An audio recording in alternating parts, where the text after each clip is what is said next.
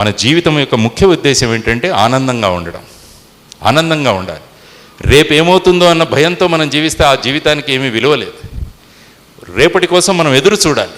ఈరోజు ఆనందంగా ఉన్నాను, రేపు ఇంకా ఆనందంగా ఉండాలని ఎప్పుడైతే మనం ఎదురు చూడడం మొదలు పెట్టామో అది నిజమైన జీవితం అవుతుందన్నమాట. అందువల్ల అటువంటి జీవితాన్ని తీసుకురావడానికి మనకు ఆధ్యాత్మికత అన్నది మూలం.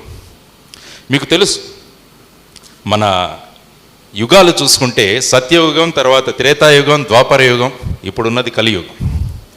ఈ కలియుగంలో ఎలా ఉంటుంది అని చెప్పి ఒకసారి భారతంలో పాండవులకు డౌట్ వస్తుంది.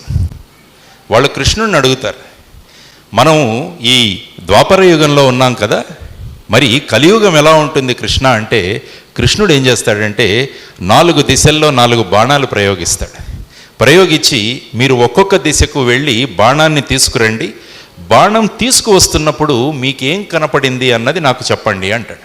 అని 4 దిశల్లో 4 బాణాలు ప్రయోగించి మొదట భీమసేనుడు వెళ్తాడు. భీమసేనుడు వెళ్ళి బాణాన్ని తీసుకొస్తాడు. భీమసేనుని అడుగుతాడు, నువ్వేం చూసావు అంటే, కృష్ణ నేను వస్తున్నప్పుడు ఒక 5 బావులు కనిపించాయి. 4 బావుల్లో బ్రహ్మాండంగా నీరు ఉంది, కానీ వాళ్ళ మధ్యలో ఉన్న బావిలో నీళ్లు లేవు. ఈ బావుల్లో నీళ్లు పైకి వస్తున్నాయి కానీ అవి ఈ బావి దగ్గరికి వెళ్ళట్లేదు.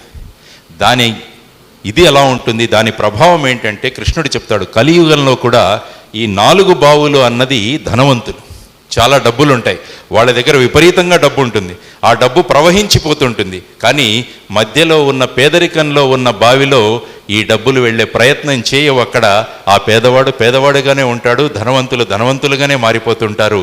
ఇది కలియుగంలో జరిగే విషయం, అదే నువ్వు చూసావని చెప్తాడు.